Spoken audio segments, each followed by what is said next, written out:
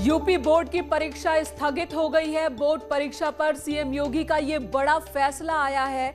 10वीं और 12वीं की परीक्षाएं स्थगित कर दी गई हैं। फिलहाल कोरोना के मद्देनजर लगातार बढ़ रहे आंकड़ों को देखते हुए सरकार ने ये बड़ा फैसला लिया।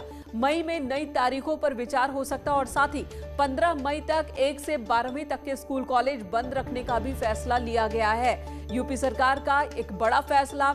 यूपी बोर्ड की परीक्षाएं 10वीं और 12वीं की स्थगित कर दी गई हैं। नई तारीखों का ऐलान, इस पर मई में विचार किया जाएगा कि कब एग्जाम लिए जाएं या नहीं। कल ही सीबीएसई बोर्ड को लेकर फैसला आया कि 10वीं की परीक्षा रद्द कर दी गई, जबकि 12वीं की परीक्षा टाल दी गई है। और अब यूपी बोर्ड का भी ये बड़ा फैसला आ गया है। सीएम योगी आदित्यनाथ का बड़ा फैसला। लगातार कोरोना के मामले बढ़ रहे हैं, न सिर्फ देश में बल्कि उत्तर प्रदेश में भी बीते 24 घंटे में 20,000 से ज्यादा केस सामने आ गए और हर तरफ आंकड़े लगातार बढ़ते ही जा रहे हैं। रफ्तार इस बार कहीं ज्यादा, घातक इस बार कोरोना कहीं ज्यादा। लाखों स्टूडेंट बैठते हैं बोर्ड परीक्षाओं में और इन स्टूडेंट्स को देखते हुए, इनकी सुरक्षा को देखते हुए ये बड़ा फैसला लिया गया है। यूपी बोर्ड की 10वीं और 12वीं दोनों ही परीक्षाएं स्थगित कर दी गई है। अभी परीक्षाएं रद्द नहीं की गई है, स्थगित करने का फैसला लिया गया है। नई तारीखों पर विचार की जो बात है वो मई के महीने में किया जाएगा, ये खबर आ रही है। तो यूपी बोर्ड की ओर से, यूपी सरकार की ओर से ये बड़ा फैसला लिया गया है। बोर्ड परीक्षाओं में छात्रों की सुरक्षा को देखते हुए परीक्षाएं स्थगित कर दी गई हैं। कोरोना जिस तरीके से कोरोना के मामले बढ़ रहे हैं, इस वजह से ही ये बड़ा फैसला लिया गया है। और साथ ही एक और फैसला लिया गया है कि 15 मई तक 1 से 12वीं तक के स्कूल कॉलेज बंद रहेंगे। बीते महीने ही स्कूल कॉलेज खोले गए थे और कुछ वक्त पहले ही स्कूल कॉलेज धीरे धीरे खोले जा रहे थे। सबसे पहले जो सीनियर स्टूडेंट्स हैं उनके लिए और उसके बाद 1 से 5वीं तक कक्षा के भी स्कूल खोलने का फैसला लिया गया था। लेकिन अब जब एक बार फिर से कोरोना ने रफ्तार पकड़ ली है तो बड़े फैसले लिए गए हैं। अनामिका सिंह हमारी सहयोगी इस वक्त हमारे साथ मौजूद है। अनामिका, दोनों ही 10वीं और 12वीं बोर्ड की परीक्षाएं स्थगित करने का ये फैसला लिया गया है। आगे की तारीख पर विचार करने की भी बात हो रही है।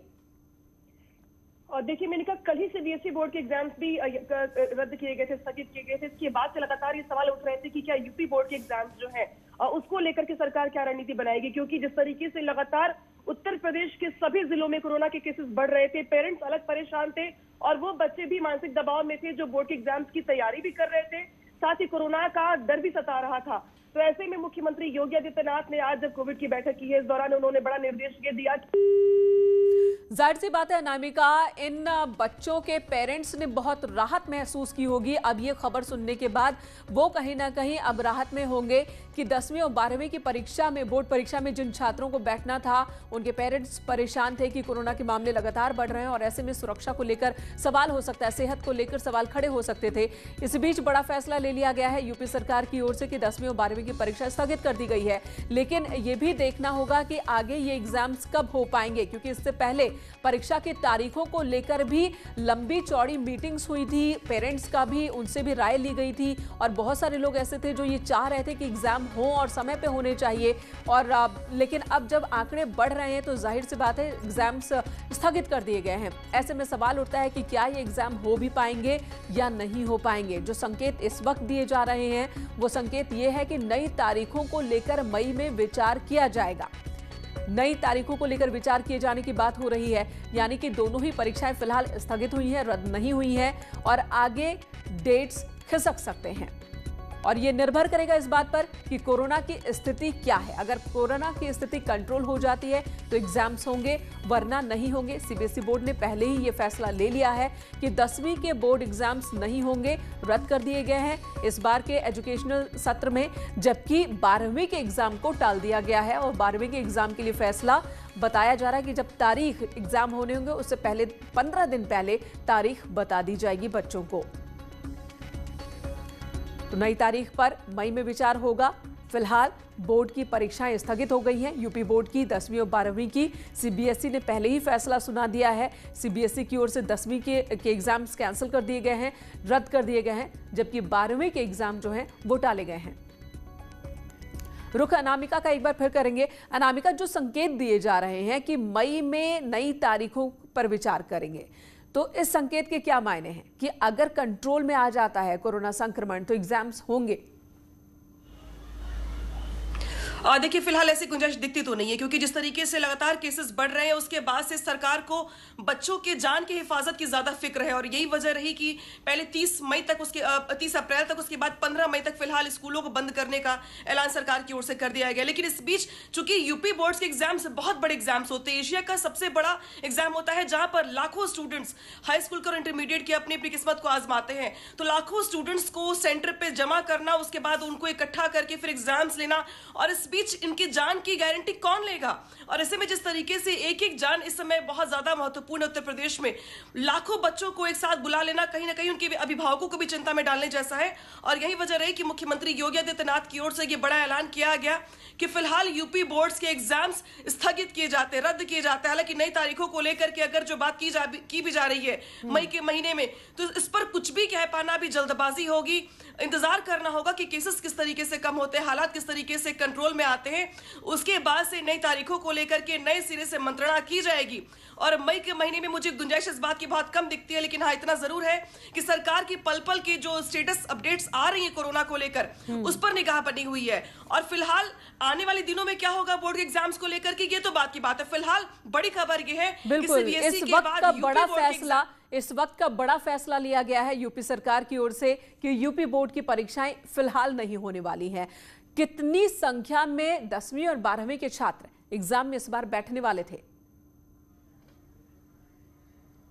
और देखिए मैंने कहा लाखों, मैंने कहा तो 10 लाख से ज्यादा हर बार स्टूडेंट्स हाई स्कूल में बैठते हैं, लगभग उतने ही स्टूडेंट्स इंटरमीडिएट में बैठते हैं। हालांकि सरकार की ओर से तैयारी बहुत पहले ही कर ली गई थी इसकी, लेकिन बीच में पंचायत के चुनाव आ गए, पंचायत के चुनाव की वजह से भी डेट्स थोड़ी आगे पीछे की गई। लेकिन अब इस बीच कोरोना को लेकर जिस तरीके की भयावह स्थिति है पूरे प्रदेश में, उसको देखते हुए सरकार की ओर से, हालांकि ये मांग पेरेंट्स की ओर से भी लगातार ही की जा रही थी कि बच्चे तैयारी तो घर पे बैठ के कर रहे हैं, लेकिन अभिभावकों को इस बात का डर सता रहा है कि बच्चा अगर एग्जाम देने जाता है और अगर कोविड पॉजिटिव हो जाता है तो उसके बाद की जो भविष्य होगा उनका, वो किस तरीके से पेरेंट्स को परेशान करने वाला होगा।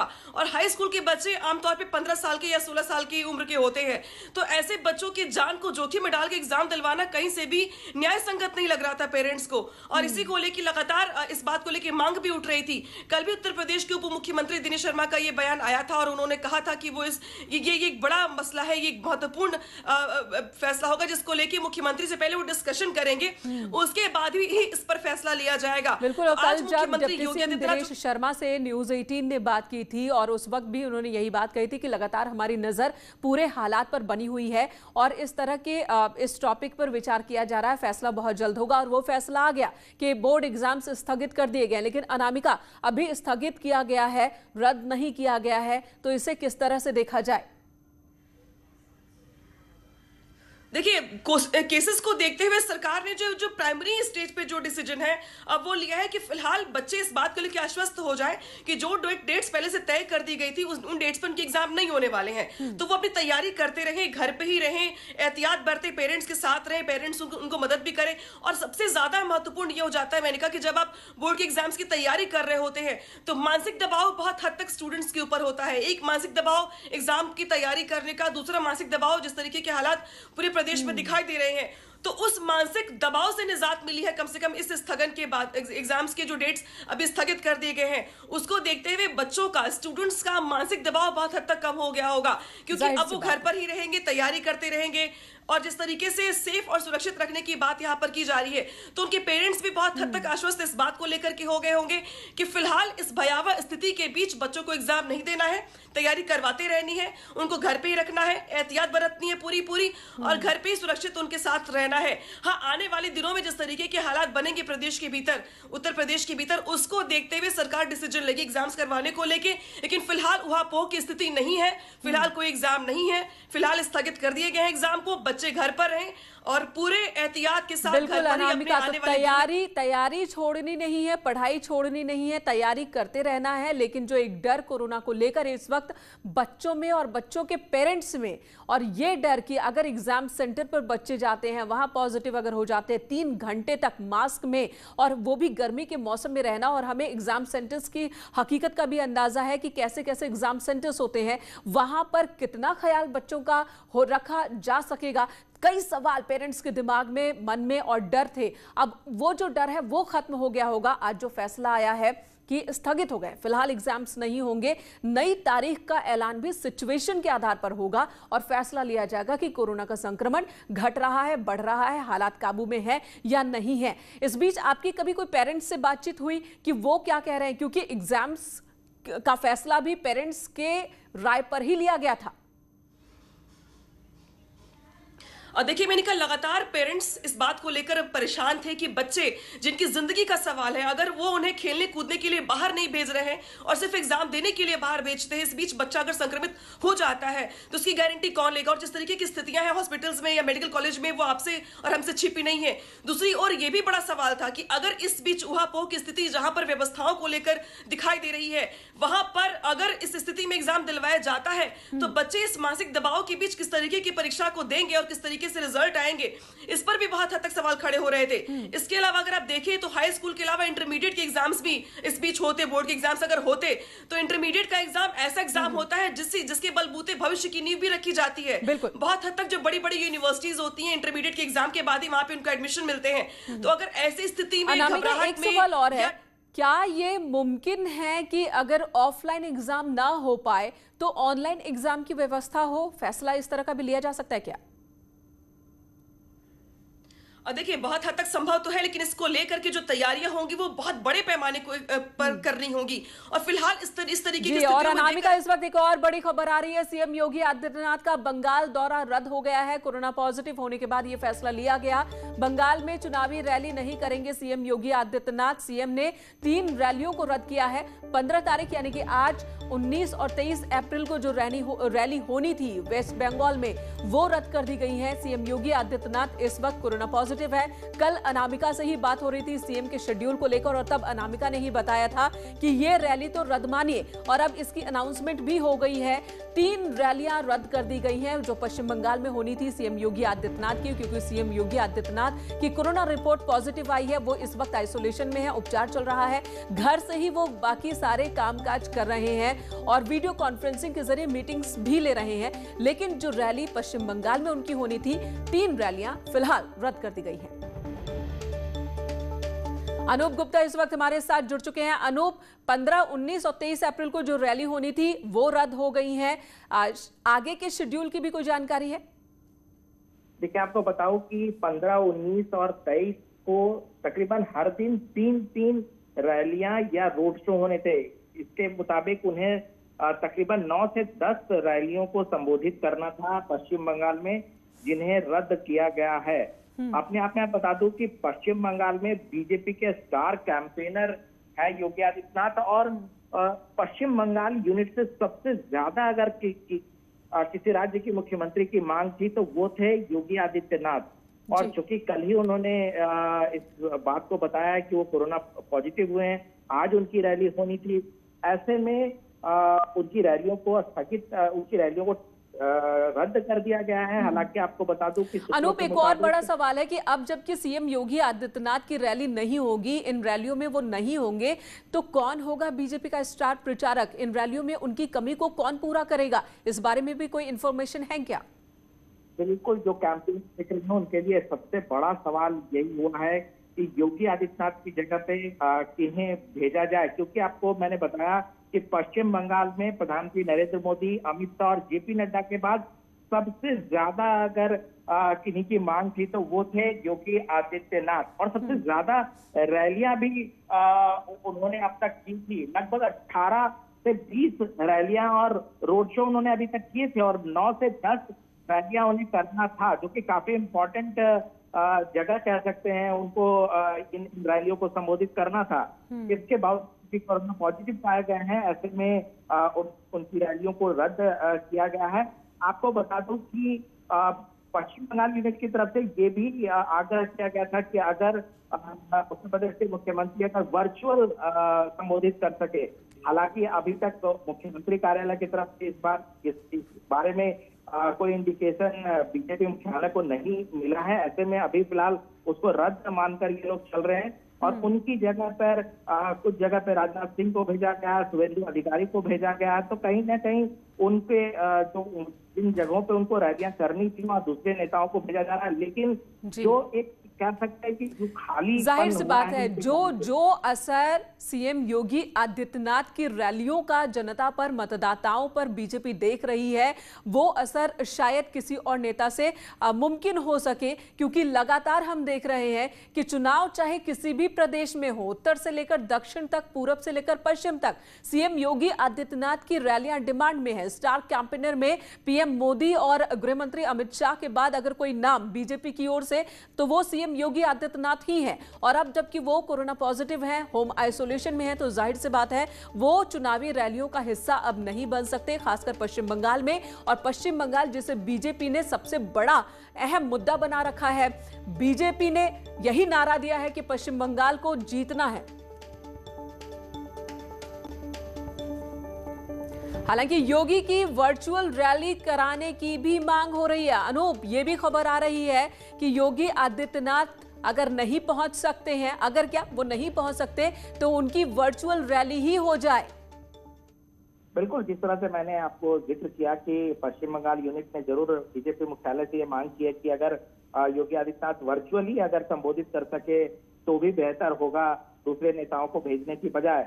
लेकिन अभी तक मुख्यमंत्री कार्यालय की तरफ से कुछ बताया नहीं गया। ऐसे में जो बीजेपी मुख्यालय है, जो कैंपेन देख रहे हैं, प्रचार विभाग देख रहे हैं, उनके मुताबिक अभी सारी रैलियों को रद्द माना जा रहा है। हालांकि उनका कहना है कि अगर आखिरी में अगर वो एक दिन अगर वर्चुअली रैली कर दे या संबोधित कर दे पश्चिम बंगाल के जनता को, तो उसकी भी संभावना से अभी इनकार नहीं किया जा सकता। लेकिन आपको बता दूं कि जिस तरीके से पिछले दिनों जो 18 से 20 रैलियां योगी आदित्यनाथ ने की है, रोड शो किए हैं, जिस तरह से अपार भीड़ उमड़ा है इनकी रैलियों में, ये अपने आप में महत्वपूर्ण है। और यही वजह है कि पश्चिम बंगाल यूनिट लगातार इस तरह की मांग जी अनूप, बने रहे हमारे साथ। अनामिका हमारी सहयोगी भी इस वक्त हमारे साथ मौजूद है। अनामिका, सीएम योगी आदित्यनाथ की रैलियां वेस्ट बंगाल में अगली तीन दिन की जो रैलियां हैं वो रद्द हो गई हैं। आपने यही बात कल कही थी, अब वर्चुअल रैली की मांग उठ रही है, इसे लेकर क्या संकेत, कोई खबर है क्या?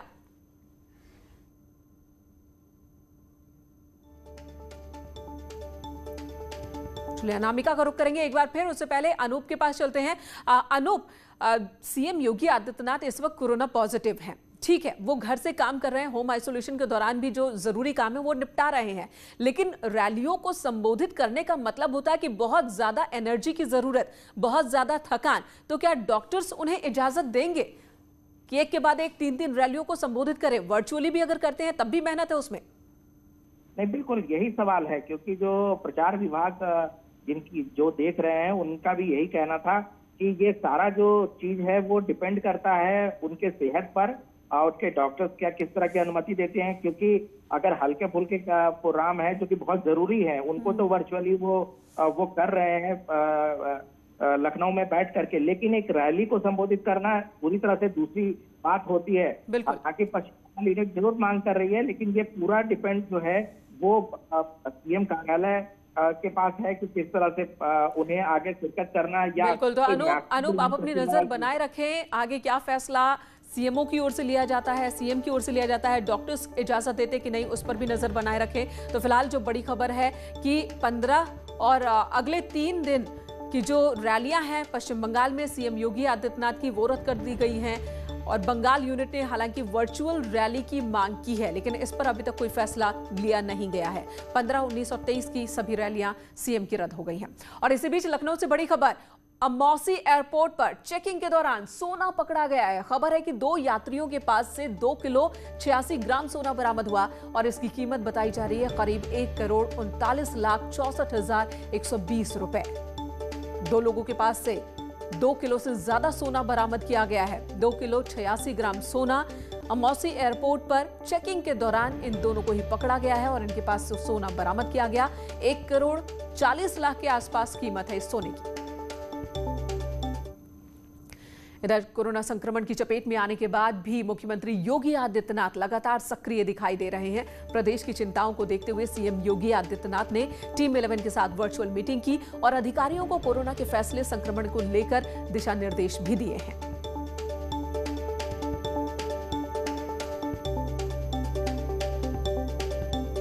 तो ये आज की खबर है। आज की तस्वीर हम आपको दिखा रहे हैं। CM Yogi Adityanath corona positive हैं, लेकिन उसके बाद भी लगातार काम कर रहे हैं, मीटिंग्स भी ले रहे हैं और टीम 11 के साथ जैसा कि हर रोज वो मीटिंग लेते हैं कोरोना के मामले पर, आज भी ये मीटिंग हुई और ये मीटिंग वर्चुअल हुई है। टीम 11 के भी कई अधिकारी कोरोना पॉजिटिव हैं और वो भी होम आइसोलेशन में हैं। इनमें जो जुड़ सके हैं वो जुड़ रहे हैं और बी टीम को साथ में लेकर के कोरोना से लड़ने की जो रणनीति है उस पर काम चल रहा है। और इस वक्त दिल्ली से बड़ी खबर, सूत्रों के हवाले से खबर आ रही है कि दिल्ली में वीकेंड लॉकडाउन लग सकता है। दिल्ली सरकार जल्द ही इस फैसले का ऐलान कर सकती है।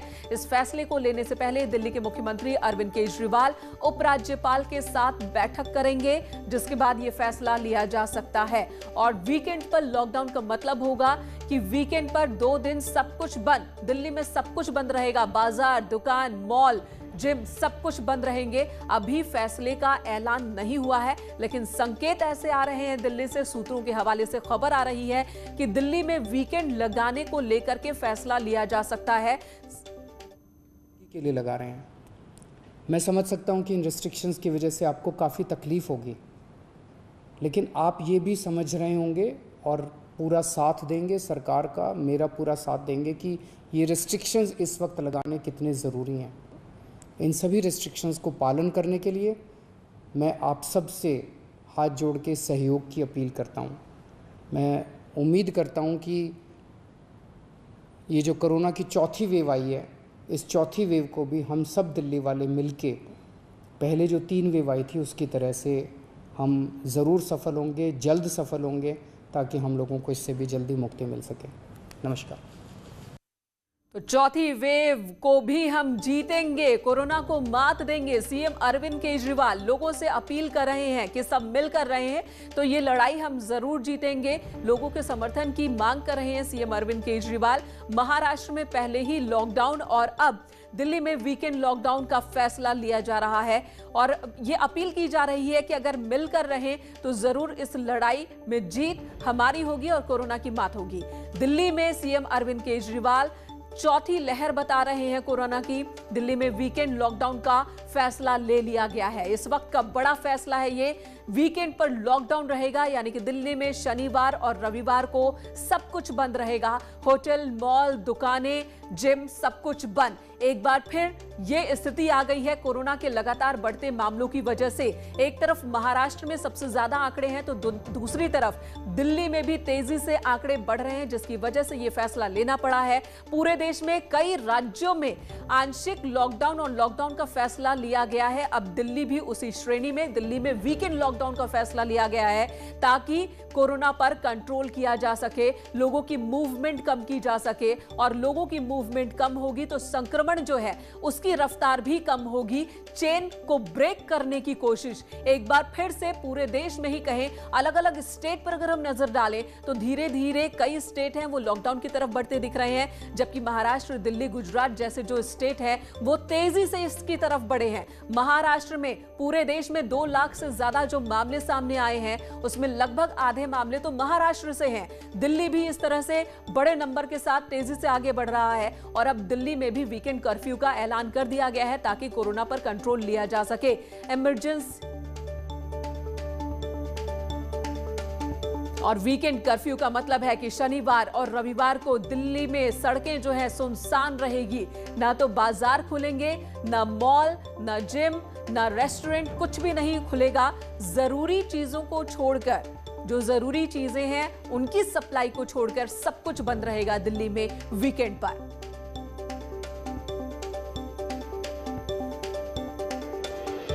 बीते 24 घंटे की अगर पूरे देश की हम बात करें तो बीते 24 घंटे में शादी के लिए कर्फ्यू पास की व्यवस्था की जाएगी। जिम, स्पा, मॉल बंद रहेंगे। सीएम ने यह बात कही। जरूरी सेवाएं जारी रहेंगी, उन पर कोई रोक नहीं है। लेकिन जो शादियां पहले से तय हैं, एक तो उसमें लोगों की संख्या अब लिमिटेड कर दी गई है, वापस इसे कम कर दिया गया है, 50 पर ला दिया गया है। साथ ही शादी के लिए कर्फ्यू पास की जरूरत होगी। अगर किसी शादी को आप अटेंड करना चाहते हैं, उस समारोह को अगर आप ज्वाइन करना चाहते हैं दिल्ली में, तो उसके लिए कर्फ्यू पास की जरूरत होगी वीकेंड्स पर। वरना दिल्ली में वीकेंड पर कर्फ्यू वाली हालात होगी, कर्फ्यू वाली स्थिति होगी। शुक्रवार रात 10 बजे से सोमवार 6 बजे तक के लिए यह फैसला लिया गया है। शुक्रवार रात 10 बजे से ही कर्फ्यू की शुरुआत हो जाएगी। शनिवार को पूरा दिन, रविवार को पूरा दिन, सोमवार को सुबह तक कर्फ्यू के हालात रहेंगे और जरूरी सेवाओं पर ही अब छूट रहेगी, जरूरी सेवाएं ही मुमकिन हो सकेंगी। और इस बीच अगर किसी शादी समारोह में आप जाते हैं तो उसके लिए कर्फ्यू पास की जरूरत होगी। जिम, स्पा, मॉल सब बंद होंगे। ये बड़ा फैसला लिया गया है। बीते 24 घंटे में पूरे देश में 2 लाख से ज्यादा मामले सामने आए हैं कोरोना के, यानी कि हर सेकंड 2 लोग संक्रमित हो रहे हैं पूरे देश में, और ये रफ्तार बढ़ ही रही है। बीते 24 घंटे में 1000 से ज्यादा लोगों की मौत हो चुकी है। अब तक बीते 1 साल में जो इंतजाम किए गए दिल्ली, महाराष्ट्र, उत्तर प्रदेश और पूरे देश में कोरोना से लड़ाई को लेकर, वो इंतजाम इस वक्त नाकाफी साबित हो रहे हैं। और अलग अलग राज्यों के साथ ही केंद्र सरकार की भी अब जो जोर है, वो केंद्र सरकार का भी जोर है कि वैक्सीनेशन की प्रक्रिया को और तेजी से बढ़ाया जाए। रचना उपाध्याय इस वक्त हमारे साथ फोन लाइन पर मौजूद है। रचना, बड़ा फैसला, जिसकी आशंका थी वो फैसला ले लिया गया। नाम आप कुछ भी दे दीजिए, कर्फ्यू, लॉकडाउन या ब्रेक द चेन, वही स्थिति है ये।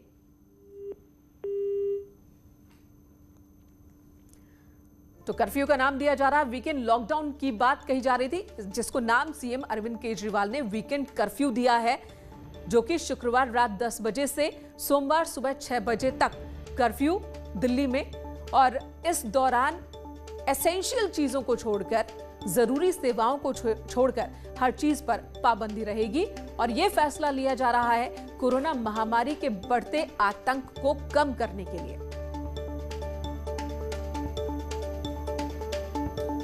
तो बड़ा फैसला है और जाहिर सी बात है दिल्ली के इस फैसले का असर न सिर्फ दिल्ली पर देखने को मिलेगा, बल्कि दिल्ली एनसीआर में जितनी भी जगहें हैं उन पर भी असर होगा। रचना हमारे साथ जुड़ गई है। रचना, जिस फैसले की आशंका जताई जा रही थी वो फैसला आ गया।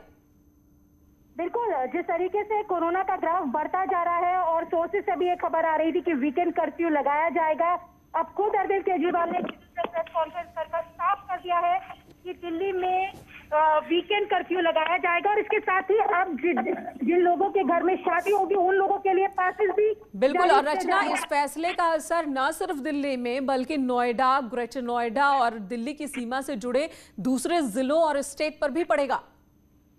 बिल्कुल, दिल्ली एनसीआर से जुड़ा हुआ है और तमाम जो लोग हैं वो एनसीआर से दिल्ली में आते हैं, तो रात की बात है कि ये उन लोगों के लिए भी असर डालेगा। और इसका असर जिस तरीके से देखने के लिए मिलेगा ये आने वाले समय में साफ हो पाएगा, क्योंकि वीकेंड कर्फ्यू के दौरान जो लोग दिल्ली आना चाहते हैं उनके लिए पासेस कैसे इशू होंगे, ये सबसे बड़ी चीज है। और जो मॉल, जिम, ऑडिटोरियम को बंद करने का निर्देश सरकार की तरफ से दिया। रचना, लेकिन अब एक सवाल ये उठता है कि जो लोग दिल्ली में रहते हैं और वो नोएडा, गाजियाबाद में काम करते हैं, सैटरडे संडे अगर उनके ऑफिस में छुट्टी नहीं है तो फिर वो अपने ऑफिस आ पाएंगे या नहीं आ पाएंगे? उसके लिए कोई व्यवस्था होगी या वो नहीं आएंगे? ये स्ट्रिक्टली ये फैसला लिया गया है। बिल्कुल, जो लोग नोएडा से या गाजियाबाद से दिल्ली में काम करने के लिए आते हैं उन लोगों के लिए पासेस की क्या व्यवस्था होगी और किस तरीके से सरकार की तरफ से पासेस किए जाएंगे, ये भी यहाँ पर देखना होगा। और क्योंकि बहुत बार ऐसा हमने पीछे भी कि जो लोग यूपी से दिल्ली में काम करने के लिए आते हैं उनके ऑफिस में छुट्टी नहीं होती, उनको आना होता है, तो यहाँ पर देखना होगा कि सरकार किस तरीके से इनके लिए पासेस जारी करेगी। क्योंकि फिलहाल जिन लोगों के घर में शादी और फंक्शन है उनके लिए सरकार ने पासेस की बात की है, तो ये उनके ऑफिस को डिसाइड करना होगा कि वो 50% लोगों को बुलाते हैं या फिर वो पूरी मैन पावर को बुलाते हैं, क्योंकि लगातार लोगों से कहा गया है कि % कर दे उस चीजों को। तो ये बहुत सारी चीजें हैं जिसको प्लान आउट करना होगा, क्योंकि अभी ये कर्फ्यू की बात की गई है। पासेस कैसे होंगे, क्या कुछ फॉर्मेलिटी होंगी, कैसे पासेस जारी किए जाएंगे, वो सारी चीजें अभी सामने आना बाकी है। तो लोग इसका जरूर इंतजार कर रहे हैं जो दिल्ली में आकर काम करते हैं, तो उन लोगों के लिए यहाँ पर एक बड़ी चीज यहाँ पर हो सकती है कि उनको कैसे आना है, उनके ऑफिस में क्या कुछ गाइडलाइंस आती हैं। जी रचना, बने रहे हमारे साथ। तो इस वक्त की जो बड़ी खबर है कि दिल्ली में वीकेंड कर्फ्यू का ऐलान किया गया है। शुक्रवार रात 10 बजे से सोमवार सुबह 6 बजे तक के लिए कर्फ्यू रहेगा और इस दौरान सभी चीजें बंद रहेंगी। मॉल, दुकान, जिम, स्पा, और रेस्टोरेंट सब कुछ बंद रहेगा, यानी कि दिल्ली की सड़कें एक बार फिर सुनसान नजर आएंगी। हालांकि कुछ जगहों पर छूट दी गई है, जैसे कि जो जरूरी सेवाएं हैं वो बहाल रहेंगी, उन पर कोई रोक नहीं रहेगा। शादी समारोह में किसी को शिरकत करना है तो उसके लिए कर्फ्यू पास की व्यवस्था होगी। एक सवाल लगातार ये बना हुआ है कि अगर सैटरडे संडे दिल्ली में रहने वाले लोग जो कि नोएडा, ग्रेटर नोएडा, गाजियाबाद या दूसरी जगहों पर नौकरी के लिए जाना चाहते हैं तो उनके लिए क्या व्यवस्था की गई है, ये एक सवाल अभी बना हुआ है। और लेकिन एक बड़ा फैसला दिल्ली सरकार की ओर से लिया गया है वीकेंड कर्फ्यू को लेकर, और इसी से अंदाजा लगाया जा सकता है कि कोरोना की महामारी वो किस रफ्तार से और ज्यादा गहराती जा रही है।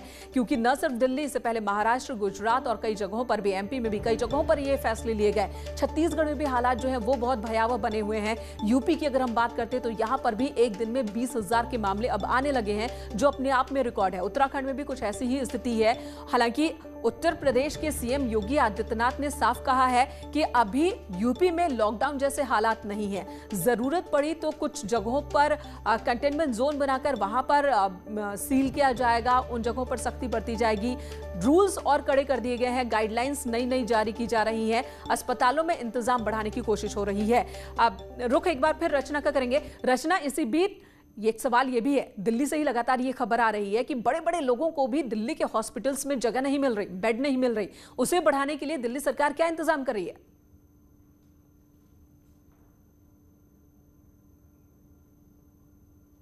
तो एक तरफ कोशिश है कि अस्पतालों में इंतजाम बढ़ाया जाए, दूसरी तरफ कोशिश है कि वैक्सीनेशन की प्रक्रिया को और तेज किया जाए, और तीसरी तरफ अब ब्रेक द चेन की भी कोशिश चल रही है। जगह जगह फैसले लिए जा रहे हैं। कोरोना महामारी ने भारत में तांडव मचा रखा है। देश में बेकाबू कोरोना की रफ्तार थमने का नाम नहीं ले रही है। पिछले 24 घंटे के जो आंकड़े हैं स्वास्थ्य मंत्रालय ने जारी किए वो भी डराने वाले। एक छोटे से ब्रेक के लिए रुकते हैं, तुरंत लौटेंगे।